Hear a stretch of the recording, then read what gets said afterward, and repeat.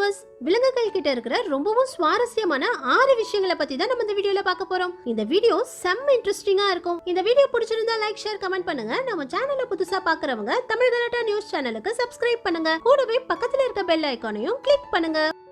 நம்ம முதல்ல பார்க்க போறது ஆர்ச்சர் ஃபிஷ். இந்த சின்ன மீன்கள் தண்ணியை பீச்சடிச்சு இலைகள் மேல உள்ள பூச்சிகளை தண்ணியில வந்து விழ வச்சு அந்த பூச்சியை பிடிச்சு சாப்பிடும். இந்த சின்ன மீன் அதிகபட்சமா 24 இன்ச் உயரத்துக்கு தண்ணியை பீச்சடிக்குமா. இந்த மீன்கள் கிட்ட இருக்கிற சுவாரஸ்யமான விஷயம் என்னன்னா, இந்த மீன்களால மனிதர்களோட முகத்தை ஐடென்டிஃபை பண்ண முடியுதாம். அதாவது ஆராய்ச்சியாளர்கள் கம்ப்யூட்டர் மூலமா இந்த மீனுக்கு ஒரு வாரமா உணவு கொடுத்தவங்களோட முகத்தை ஒரு பக்கமும், இந்த மீனுக்கு யாருன்னே தெரியாதவங்களோட முகத்தை இன்னொரு பக்கமும் வச்சு டெஸ்ட் பண்ணி பார்க்கும்போது இந்த மீன் ஒவ்வொரு முறையும் இந்த மீனுக்கு தினமும் உணவு கொடுக்கறவங்களோட முகத்து மேல தண்ணியை பீச்சடிச்சு அவங்கள கரெக்டா கண்டுபிடிச்சிருக்கு. அடுத்தது அனிமல் ட்ரீட்மெண்ட். பாம்புடைய விஷயத்துல தூக்க மாத்திரைகள்ல இருந்து மனிதர்களுக்கு தேவையான நிறைய மருந்துகளை தயாரிக்கிறாங்க. இதே மாதிரி ஒட்டகத்தோட உடம்புல உள்ள கிருமிகளையும் பாரசைட் புழுக்களையும் சாகடிக்கிறதுக்காக கம்மியான விஷம் உள்ள உயிரோட உள்ள பாம்பையே ஒட்டகத்தோட வாய்க்குள்ள மருந்தா போட்டுருவாங்களாம். ஸ்னேக் வெனம் ஆன்டிசனம் மருந்துகளுடைய விலை அதிகங்கிறதுனால ஒட்டகத்தோட உடம்புல உள்ள கிருமிகளை அழிக்கிறதுக்காக உயிரோட உள்ள பாம்பையே ஒட்டகத்தோட வாயில போட்டுருவாங்களாம். இந்த பாம்புடைய விஷம் ஒட்டகத்தோட வயித்துக்குள்ளேயே போய்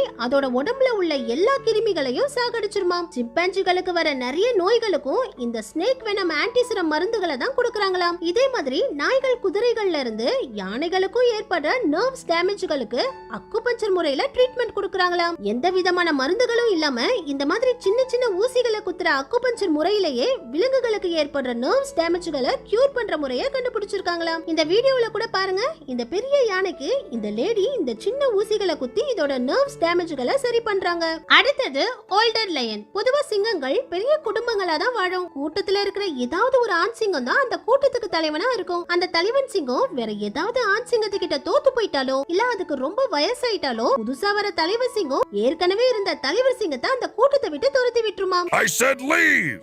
Yes, I'm leaving. அந்த மாதிரி கூட்டத்தை விட்டு தனியா வாழ்ற ஆண் சிங்கத்தினால வேகமா ஓடி போய் விலங்குகளை புடிச்சு வேட்டையாடி சாப்பிட முடியாதாம். அதனால தனியா இருக்கிற வயசான ஆண் சிங்கம் கஷ்டப்பட்டு ரொம்ப நேரம் மண்ணை தோண்டி பெரிய குழியாக்கி வச்சிருமாம். காட்டு பன்றிகள் அந்த குழிக்குள்ள வந்து படுத்துக்கிட்ட உடனே இந்த வயசான சிங்கம் அந்த காட்டு பன்றிய ஈஸியா புடிச்சு வேட்டையாடி சாப்பிடுமாம். ரொம்பவும் புத்திசாலியான சிங்கமா இருக்குல்ல. அடுத்தது அமேசிங் வேல். திமிங்கலங்கள் கிட்ட நிறைய ஆச்சரியமான விஷயங்கள் இருக்கு. ஸ்பெர்ம் வேல் திமிங்கலங்கள் கடல்ல இந்த மாதிரி ஸ்ட்ரைட்டா நின்னுக்கிட்டு தான் தூங்குமாம். இதுங்களால தண்ணி கடியில 90 நிமிஷம் தான் பிரீத் பண்ண முடியுமாம். அதுக்கப்புறம் தண்ணிக்கு மேல வந்து சுவாசிச்சுட்டு போகுமாம். இதுங்க தூங்கும் போது வெறும் 20 மீட்டர் ஆழத்துல இந்த மாதிரி ஸ்ட்ரைட்டா நின்று வெறும் 15 நிமிஷம் தான் தூங்குமாம். அதுலயும் 2-3 நாளைக்கு ஒரு முறை தான் இந்த 15 நிமிஷம் கூட தூங்குமாம். இதே மாதிரி ப்ளூ வேல் திமிங்கலங்களோட இதயம் ரொம்பவும் பெருசா 590 கிலோ வெயிட்டுக்கு மேல இருக்குமாம். இதனால இதோடைய இதய துடிப்போட அதிர்வு 3 கிலோமீட்டர் வரைக்கும் கேக்குமா. இது எல்லாத்தையும் விட திமிங்கலங்கள் நிக்காம தொடர்ந்து 10,000 கிலோமீட்டர் வரைக்கும் கூட நீந்துமாம். அடுத்தது டுரிடாப்சிஸ் டொஹர்னி. உலகத்துல 2000க்கும் அதிக வகையான ஜெல்லி ஃபிஷ்கள் இருக்கு. ஜெல்லி ஃபிஷ்களுக்கு கண்ணு, காது, மூக்கு, இதயம், ரத்தம்னு எதுவுமே கிடையாது. அதுங்களுடைய உடம்பு 95% தண்ணீராலையும் மீதி 5% புரோட்டீன்ஸ், மசில்ஸ், நியூரோ செல்களாலையும் உருவாகி இருக்கு. இதுங்க 5 மில்லியன் வருஷங்களா நம்ம பூமியில வாழ்றதா சொல்றாங்க. அதாவது டைனோசர்கள் தோன்றதுக்கு முன்னாடியே இந்த ஜெல்லி ஃபிஷ்கள் உருவாகிடுச்சாம். ஜெல்லி ஃபிஷ்கள்லயே ஆஸ்திரேலியன் கடல்ல மட்டும் வாழ்ற இந்த பாக்ஸ் ஜெல்லி ஃபிஷ்கள் தான் அதிக விஷமுள்ள ஜெல்லி ஃபிஷ்ஷாம். இந்த ஒரு ஜெல்லி ஃபிஷ்ஷோட டென்டகல்ஸ்ல 6 மனிதர்களை கொல்ற அளவுக்கு விஷம் இருக்குதாம். 1991ல நாசா 2000 ஜெல்லி ஃபிஷ்களை ஸ்பேஸ்க்கு அனுப்பி ஜீரோ கிராவிட்டில இந்த மாதிரி ஃபிஷ்களால உயிர் வாழ முடியுதான்னு ஆராய்ச்சி செஞ்சு பார்க்கும்போது ஜெல்லி ஃபிஷ்கள் பூமியில வாழ்ற மாதிரியே ஸ்பேஸ்லயும் எந்த பிரச்சனையும் இல்லாம நல்லாவே வாழ்ந்திருக்கு. ஜெல்லி ஃபிஷ்கள்லயே இந்த டுரிடாப்சிஸ் டோரினி ஜெல்லி ஃபிஷ் சாகவே சாகாதாம். உலகத்துல வாழ்ற எல்லா ஜெல்லி ஃபிஷ்களும் ஒரு குறிப்பிட்ட வருஷத்துல இறந்து போயிடும். ஆனா இந்த ஜெல்லி ஃபிஷ்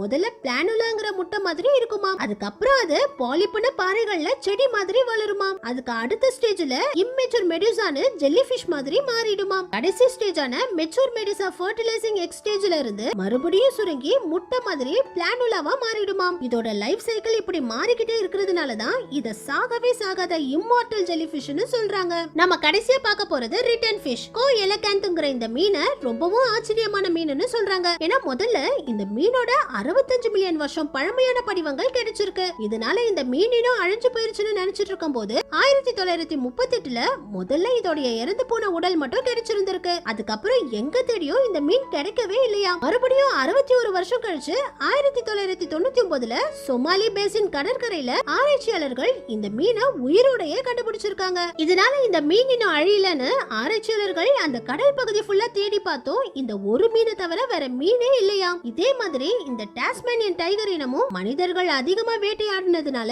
1936லயே இதுங்க இன்னும் அழிஞ்சிடுச்சுன்னு அறிவிச்சிருக்காங்க. ஆனா 2016ல மறுபடியும் அமெரிக்கால உள்ள சவுத் ஈஸ்ட் பகுதியில சிலர் இந்த டாஸ்மேனியா டைகரை பார்த்திருந்திருக்காங்க. ஆனா அதுக்கப்புறம் அந்த பகுதியில எவ்வளவு தேடி பார்த்தோம் இந்த டாஸ்மேனியன் டைகரை கண்டுபிடிக்கவே முடியலையா. ஒரு வாரம் கழிச்சு மறுபடியும் காட்டுல உள்ள கேமரால மட்டும் இது போறது பதிவாகி இருந்திருக்கு. ஆனாலும் கடைசி வரைக்கும் எவ்வளவு தேடியும் இத கண்டுபிடிக்கவே முடியலையா. ஓகே வியூவர்ஸ், இதுல எந்த விஷயத்தை உங்களுக்கு ரொம்ப பிடிச்சிருந்துச்சுனோ அடுத்து எதை பத்தி வீடியோ பண்ணலாம்னு கமெண்ட்ஸ்ல சொல்லுங்க. இந்த வீடியோ பிடிச்சிருந்தா லைக் பண்ணுங்க, ஷேர் பண்ணுங்க. நம்ம சேனலை புதுசா பாக்குறவங்க தமிழ் கலாட்டா நியூஸ் சேனலுக்கு சப்ஸ்கிரைப் பண்ணுங்க. கூடவே பக்கத்துல இருக்க பெல் ஐகானையும் கிளிக் பண்ணுங்க.